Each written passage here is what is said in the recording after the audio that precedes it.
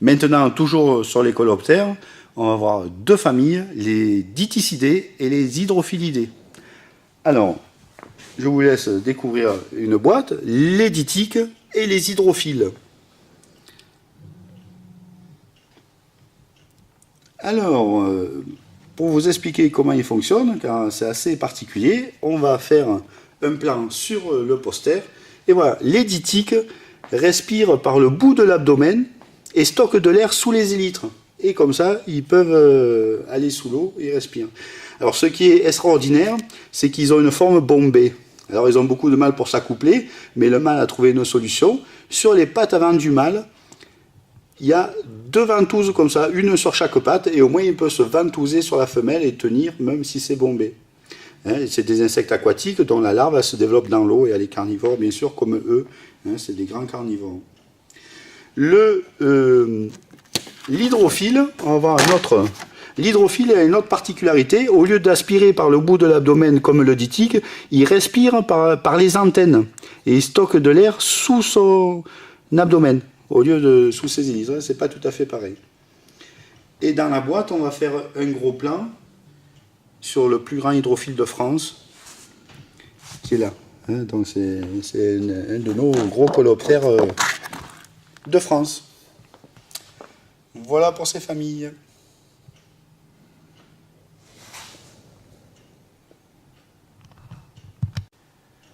Alors, toujours dans les coléoptères, en anguille, c'est la famille des Melolontidés, autrement dit des hannetons.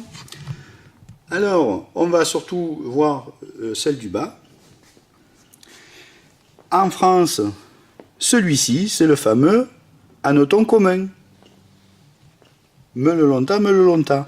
Alors, regardez, le mâle, la femelle. Le mâle a les antennes, ici le mâle, la femelle, les antennes beaucoup plus développées pour sentir les phéromones qui émettent les femelles. Et ici, juste un peu plus haut, c'est l'hanneton foulon, Polyphila fulo, femelle, mâle. Là, on voit bien les antennes hyper développées comparées aux femelles. Bon, les autres, ce sont des hannetons exotiques, à part ceux-là que vous voyez le soir en été près des tuyas au crépuscule. C'est des petits hannetons qu'on trouve chez nous. Alors il ne faut pas s'affoler du hanneton commun. Il a été pratiquement éradiqué, on n'en trouve pratiquement plus. Donc voilà.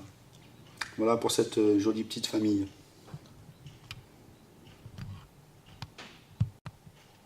Une autre famille très importante de coléoptères, ce sont les Ténébrionidae. Alors ténébrion, ténèbres, ténébrion, ce sont des coléoptères qui vivent principalement la nuit, d'où ténèbres, ténébrion. Beaucoup dans les déserts, mais chez nous aussi on en a. Alors on va voir un peu tout ça. Alors par exemple, dans cette boîte ici, vous avez Psamnodes sulcicolis, c'est le plus gros ténébrion du monde. Voilà, on va faire un panel. Alors beaucoup d'animaux se nourrissent de ténébrions, que ce soit les renards, dans les déserts, etc., les scorpions, etc. Alors, ils ont une particularité dans les déserts. Vous savez que dans les déserts, il ne pleut pas souvent, mais il y a souvent du brouillard. Moi, quand je descends en Afrique en voiture, des fois à midi, on n'y voit pas à 20 mètres.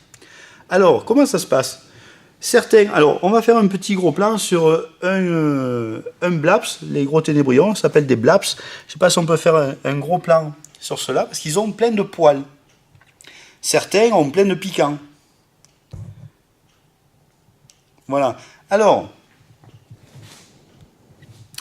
les ténébrions, comme il n'y a pas d'eau, ils se débrouillent autrement. Ils vont monter sur une dunette, sur un monticule, et vont se mettre cul au brouillard. L'arrière monté comme ça, la tête en bas, et l'humidité, les poils vont condenser l'humidité, et il y a des petites gouttelettes qui vont se former à la base du poil, qui vont descendre sur le poil, et qui vont descendre sur le ténébrion, et comme il est en pente, jusqu'à sa bouche.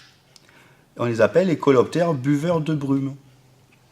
Voilà, et d'ailleurs, on s'en sert, il y a des fabricants de tentes pour réfugiés qui ont appliqué ce système aux tentes Et le matin, on arrive à récupérer de l'eau grâce au ténébrion.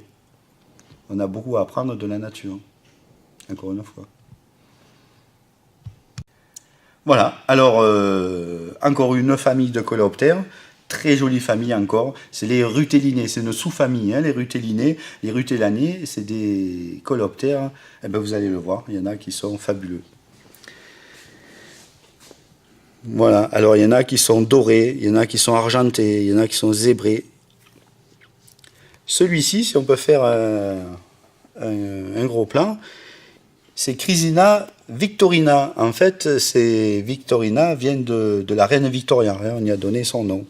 Donc je vais laisser mon caméraman vous les faire découvrir, les dorés, les argentés, enfin, ou ceux-là aussi.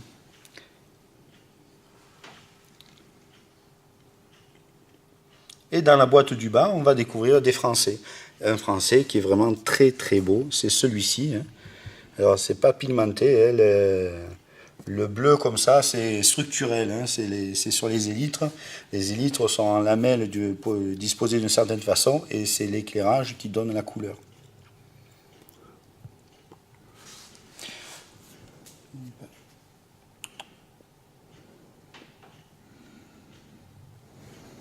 Voilà pour les rutélinés.